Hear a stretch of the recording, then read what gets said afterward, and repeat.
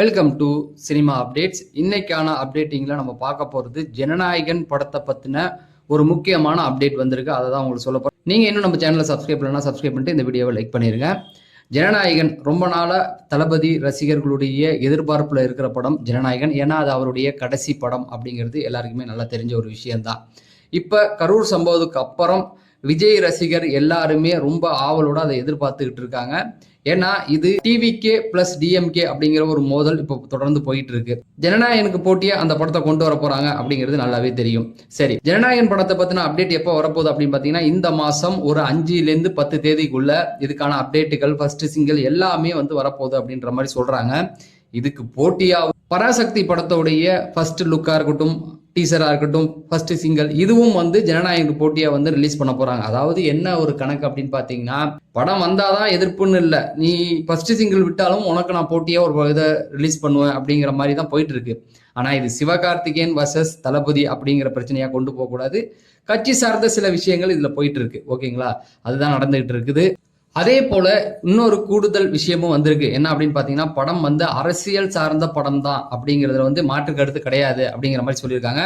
படத்துல நிறைய அரசியல் தளபதி பேசியிருக்காரு. அதாவது இது வரைக்கும் எப்படின்னா இதுல அரசியல் இல்லை, ஒரு சாதாரண படமா இருக்கும் அப்படின்றாங்க. ஆனா தேவையான அரசியல், பழிவாங்கும் அந்த படம் இல்லாம தேவையான அரசியல் இதுக்குள்ள பேசியிருக்காங்க. அதாவது தன்னுடைய கட்சியை முன்னிறுத்தி சில விஷயங்கள் அதை பேசப்பட்டிருக்கு அப்படிங்கிற மாதிரி சொல்லிட்டு இருக்காங்க. அதே போல படம் January 25 ரிலீஸ் ஆக போகுது அப்படிங்கிறது எல்லாருக்குமே தெரியும். இதுக்கு போட்டியா இன்னொரு படமும் கொண்டு வர போறாங்க. என்ன அப்படின்னு பாத்தீங்கன்னா கருப்பு படமும் இதுக்கு போட்டியா வரப்போகுது. என்ன அப்படின்னு பாத்தீங்கன்னா, தீபாவளிக்கே கருப்பு படத்தை ரிலீஸ் பண்ணணும். சாய் அபயங்கர் அவங்க தான் மியூசிக். அவருடைய மியூசிக் எப்படி இருக்கு அப்படின்னு பாத்தீங்கன்னா, ஒரு சிங்கிள் ரிலீஸ் பண்ணியிருந்தாலும் அந்த பாட்டு அப்படியே முழுக்க அனிருத் எப்படி பண்ணியிருக்காரோ அப்படிதான் இருக்கே தவிர இவருக்குன்னு ஒரு தனி ஒரு பாணி அவர் உருவாக்கிக்கல அப்படிங்கிறது நல்லாவே தெரியுது. சரி, அது ஒரு பக்கம் இருக்கட்டும். கருப்பு படமும் பொங்கலுக்கு வரப்போகுது. ஒரு பக்கம் பராசக்தி, இன்னொரு பக்கம் கருப்பு, இந்த பக்கம் பாத்தீங்கன்னா ஜனநாயகன். கருப்பு சூர்யா யாருக்கு ஃப்ரெண்டுன்னு உங்களுக்கு நல்லாவே தெரியும். பட் போட்டின்னு சொல்ல முடியாது இது. ஏன்னா தளபதி படம் வந்தா வேற யார் படமும் வரக்கூடாது அப்படின்னு இது கிடையாதுல்ல, அது வருது. ஆனா இது இந்த தீபாவளிக்கே வந்திருக்க வேண்டிய ஒரு படத்தை தான் டிலே பண்ணி அப்ப கொண்டு வராங்க. இதுவும் அரசியல் சார்ந்த ஒரு காரணம் அப்படிங்கிற மாதிரி சொல்லிக்கிட்டு இருக்காங்க.